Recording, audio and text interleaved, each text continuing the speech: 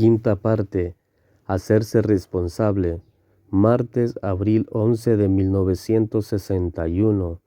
Llegué a casa de don Juan temprano en la mañana del domingo 9 de abril. Buenos días, don Juan, dije. Qué gusto me da verlo. Él me miró y echó a reír suavemente. Se había acercado a mi coche cuando yo lo estacionaba y mantuvo la puerta abierta mientras yo reunía unos paquetes de comida que le llevaba. Caminamos hasta la casa y nos sentamos junto a la puerta. Esta era la primera vez que yo tenía verdadera conciencia de lo que hacía allí. Durante 3 meses había aguardado con impaciencia el retorno al campo.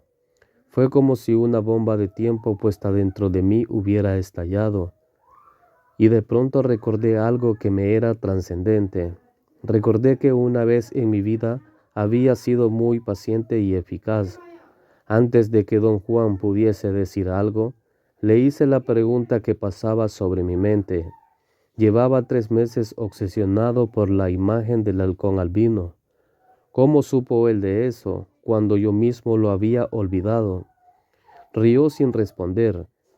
Le imploré que me contestara. No fue nada. Dijo que su convicción de costumbre, cualquiera puede darse cuenta de que eres extraño.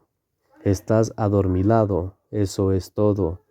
Sentí que nuevamente estaba minando mis defensas y empujándome a un rincón donde yo no tenía deseos de hallarme. ¿Es posible ver nuestra muerte? Pregunté en un intento de seguir dentro del tema. Claro, dijo riendo. Está aquí con nosotros. ¿Cómo lo sabe usted? Soy viejo. Con la edad uno aprende toda clase de cosas.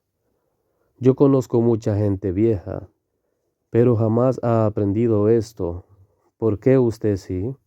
Bueno, digamos que conozco toda clase de cosas porque no tengo historia personal y porque no me siento más importante que ninguna otra cosa y porque mi muerte está sentada aquí conmigo. Extendió el brazo izquierdo y movió los dedos como si en verdad acariciara algo. Reí, supe a dónde me llevaba.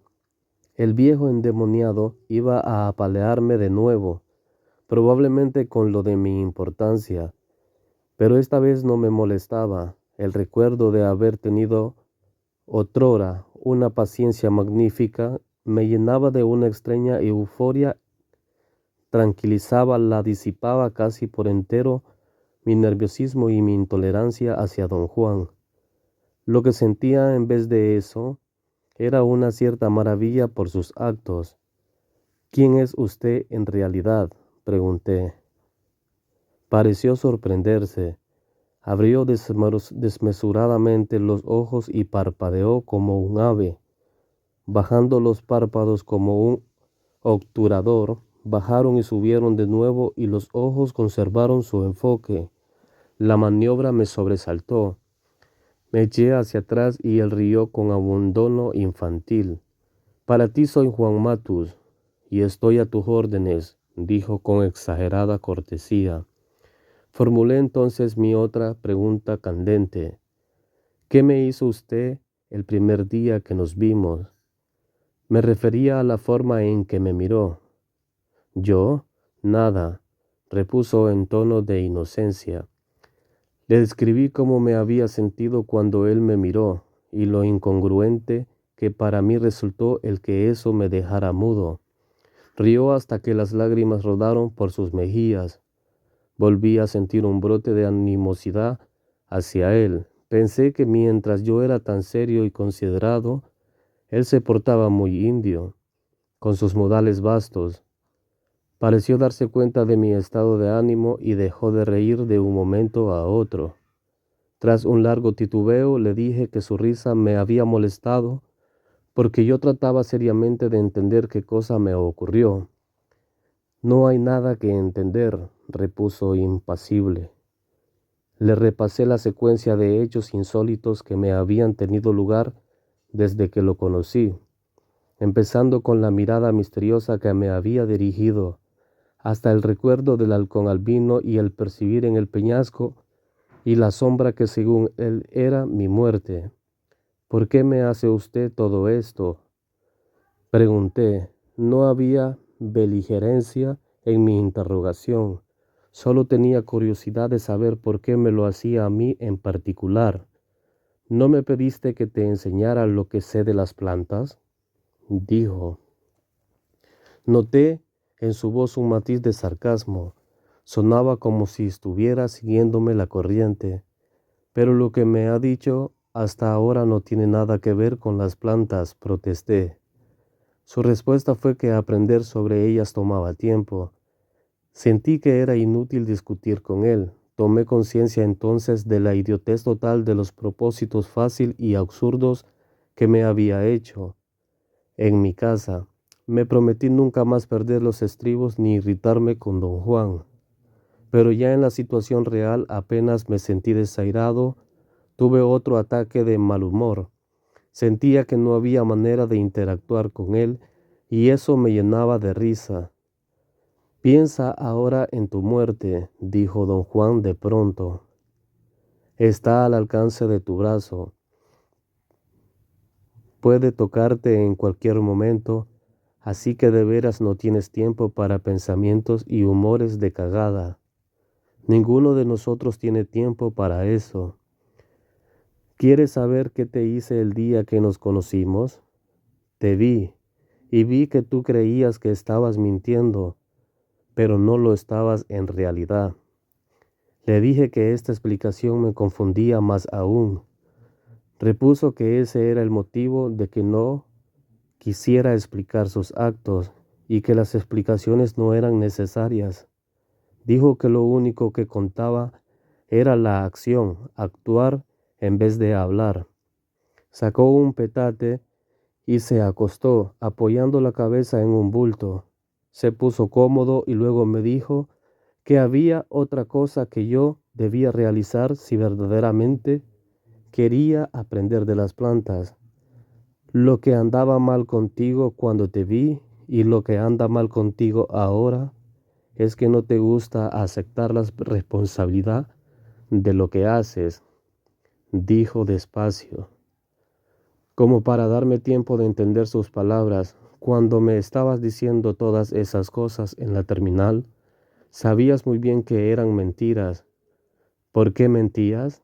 Expliqué que mi objetivo había sido hallar un informante clave para mi trabajo. Don Juan sonrió y empezó a tararear una tonada. Cuando un hombre decide hacer algo, debe ir hasta el fin, dijo.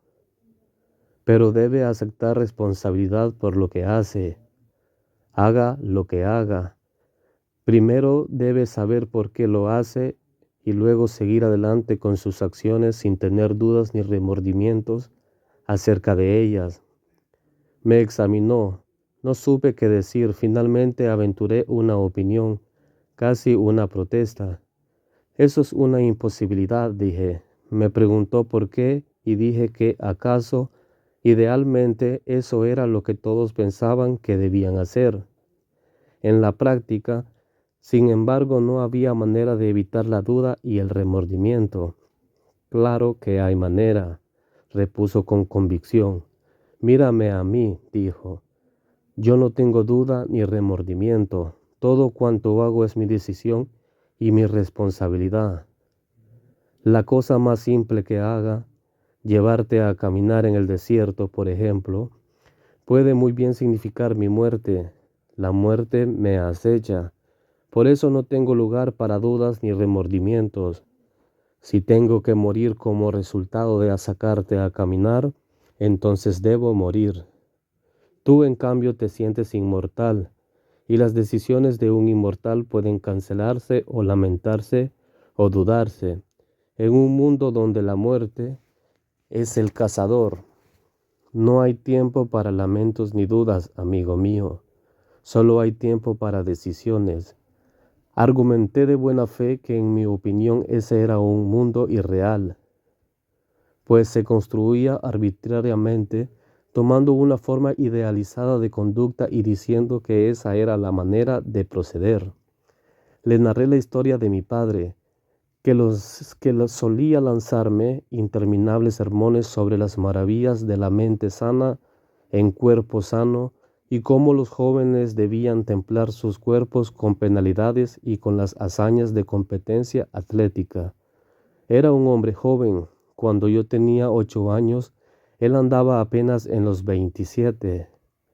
Por regla general, durante el verano, llegaba de la ciudad donde daba clases en una escuela, a pasar por lo menos un mes conmigo en la granja de mis abuelos, donde yo vivía.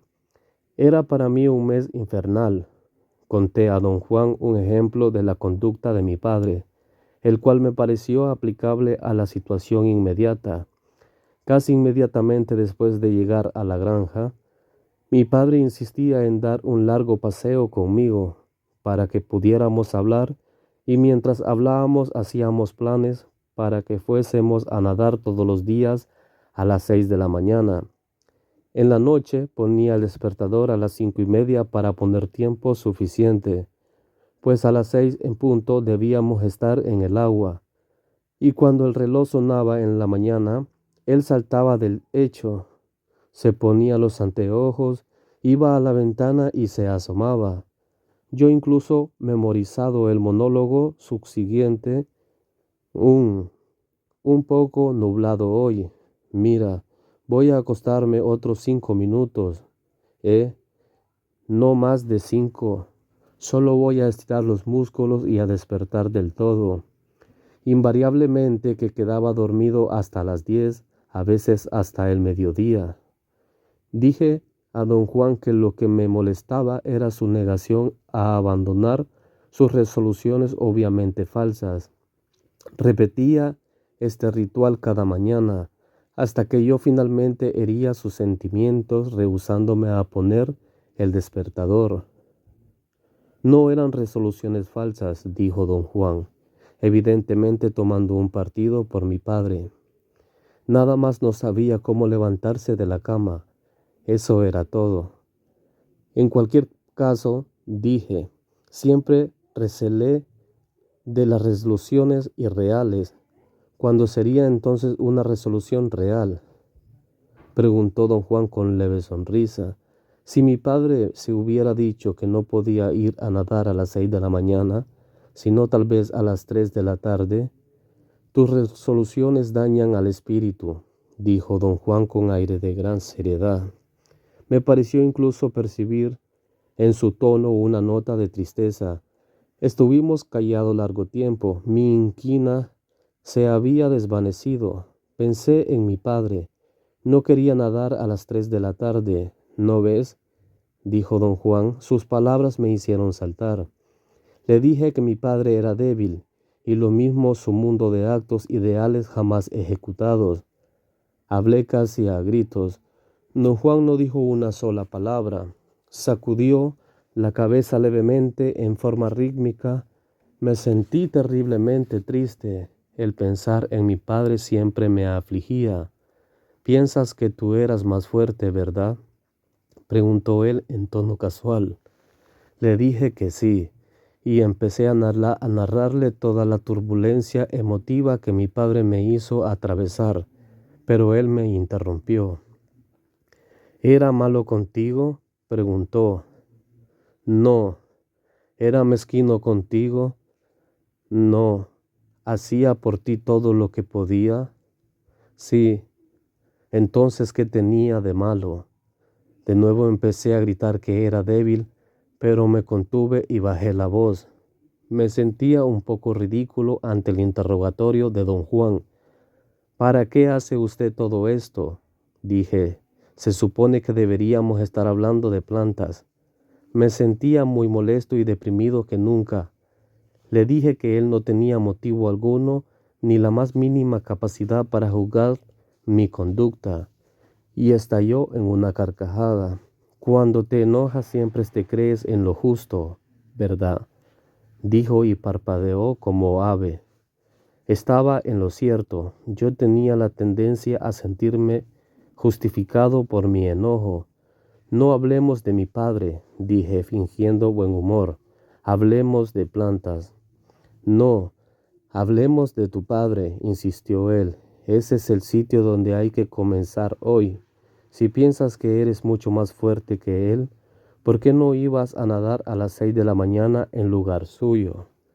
Le dije que no podía creer que me estuviera preguntando eso en serio.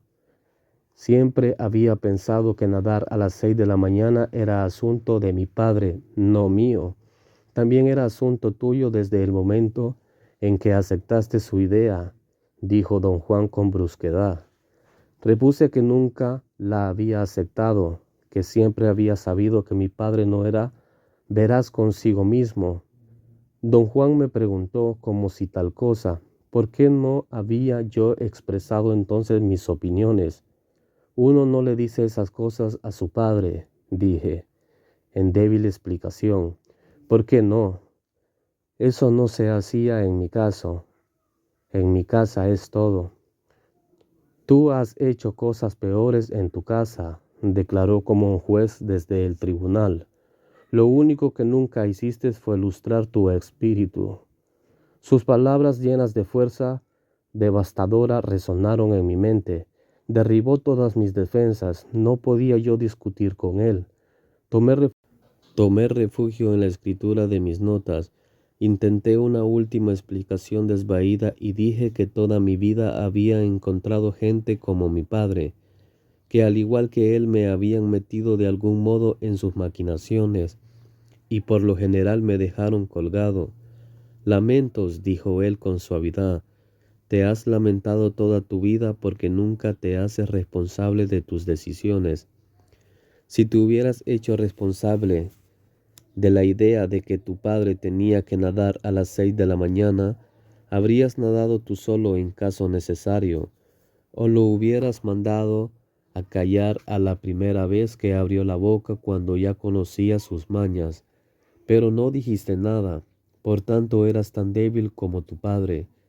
Hacernos responsable de nuestras decisiones significa estar dispuestos a morir por ellas.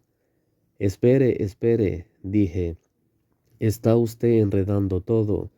No me dejó terminar. Yo iba a decirle que solo había usado a mi padre como ejemplo de una forma irreal de actuar, y que nadie en su sano juicio estaba dispuesto a morir por una cosa tan idiota. No importa cuál sea la decisión, dijo él. Nada podría ser más ni menos serio que ninguna otra cosa. ¿No ves?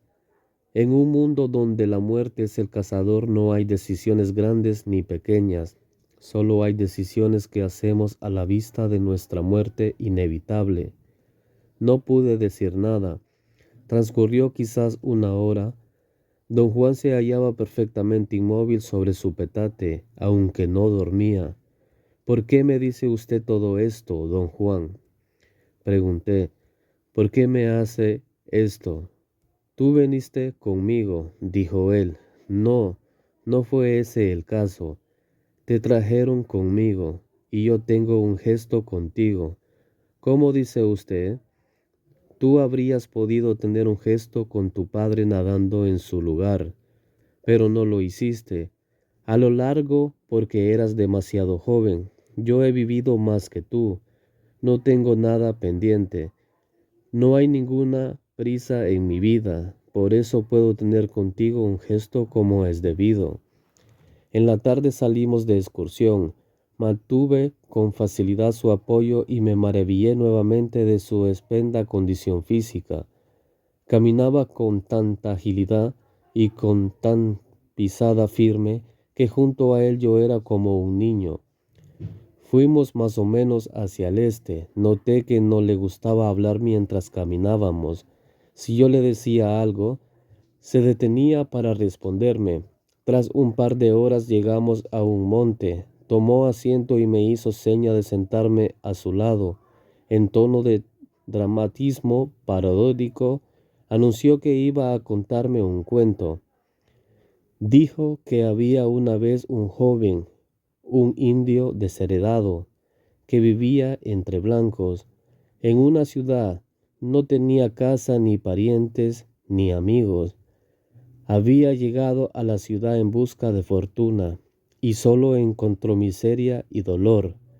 De vez en cuando ganaba algunos centavos trabajando como mula, apenas lo bastante para un bocado. De lo contrario, tenía que mendigar o robar comida. Don Juan dijo que cierto día el joven fue al mercado. Caminó ofuscado de un lado a otro de la calle, con los ojos locos de ver todas las cosas buenas ahí reunidas. Sufría tal frenesí que no veía por dónde caminaba, y terminó tropezando con unas canastas y cayendo encima de un anciano. El viejo llevaba 4 enormes guajes y acababa de sentarse a comer y descansar. Don Juan sonrió con aire sapiente y dijo que el anciano le pareció muy raro que el joven hubiese tropezado con él. No se enojó por la molestia. Lo asombraba el por qué este joven en particular le había caído encima. El joven, en cambio, estaba enojado y le dijo que se tranquilizara y se quitara del paso.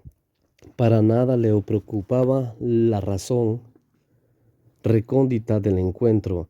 No había advertido que los caminos de ambos se habían cruzado. Don Juan imitó los movimientos de quien persigue un objeto que rueda. Dijo que los guajes del anciano cayeron, rodaban calle abajo. Al verlos, el joven pensó haber hallado su comida para ese día. Ayudó al viejo a levantarse e insistió en ayudarlo a cargar los pesados guajes. El viejo le dijo que iba camino a su casa en las montañas, y el joven insistió en acompañarlo, por lo menos parte del camino. El viejo tomó el camino a las montañas y mientras caminaban dio al joven parte de la comida que había comprado en el mercado. El joven comió hasta llenarse y ya satisfecho empezó a notar cuánto pesaban los guajes y los aferró con fuerza. Don Juan abrió los ojos y sonrió diabólicamente. Al decir que el joven preguntó, ¿qué lleva usted en estos guajes? El anciano, en vez de responder, le dijo que iba a mostrarle a un compañero que podía aliviar sus penas y darle consejo y sabiduría en los caminos del mundo. Don Juan hizo un gesto majestuoso con ambas manos y dijo que el anciano hizo venir al venado más hermoso que el joven había visto en su vida. El venado era tan manso que se acercó a él y caminó en torno suyo. Resplandecía y brillaba. El joven cautivado supo en el acto que se trataba de un espíritu venado. El viejo le dijo que si se deseaba tener ese amigo y su sabiduría, lo único que debía hacer era soltar los guajes. La sonrisa de don Juan expresó ambición. Dijo que los deseos mezquinos del joven se avivaron al oír tal petición. Los ojos de don Juan se hicieron pequeños y diabólicos cuando prestó a la voz pregunta del joven. ¿Qué lleva usted en estos 4 guajes enormes?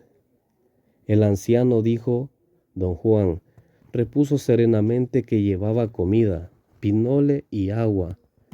Don Juan dejó de narrar la historia y caminó un círculo un par de veces. Yo no supe qué estaba haciendo, pero aparentemente era parte de la historia.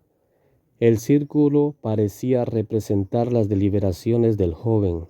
Don Juan dijo que, por supuesto, el joven no creyó una sola palabra. Calculó que si el viejo, quien obviamente era un brujo, se hallaba dispuesto a dar un espíritu venado a cambio de sus guajes, estos debían estar llenos de un poder más allá de lo imaginable. Don Juan contrajo nuevamente su rostro en una sonrisa demoníaca y dijo que el joven declaró que deseaba quedarse con los guajes. Hubo una larga pausa que al parecer marcaba el final del cuento. Don Juan permaneció callado, pero me sentí seguro de que deseaba una pregunta mía y la hice. ¿Qué pasó con el joven? Se llevó los guajes, repuso él con una sonrisa de satisfacción. Hubo otra larga pausa. Reí, pensé que había sido un verdadero cuento de indios. Los ojos de don Juan brillaban, me sonreía, lo circundaba un aire de inocencia. Empezó a reír en suaves estallidos y me preguntó, ¿No quieres saber de los guajes? Claro que quiero saber. Creí que ahí acababa el cuento. Oh, no, dijo con una luz maliciosa en los ojos. El joven tomó sus guajes y corrió a un sitio apartado y los abrió. ¿Qué halló?, pregunté. Don Juan me observó y tuve el sentimiento de que se hallaba al tanto de mi gimnasia mental. Meneó la cabeza riendo por lo bajo. Bueno, lo insté. ¿Estaban vacíos los guajes? ¿Solo había pinole y agua dentro de los guajes?, dijo él. Y el joven, en un arranque de furia, los rompió contra las piedras. Dije que su reacción era natural. Cualquiera en su lugar habría hecho lo mismo. La respuesta de don Juan fue que el joven era un tonto que no sabía lo que andaba buscando.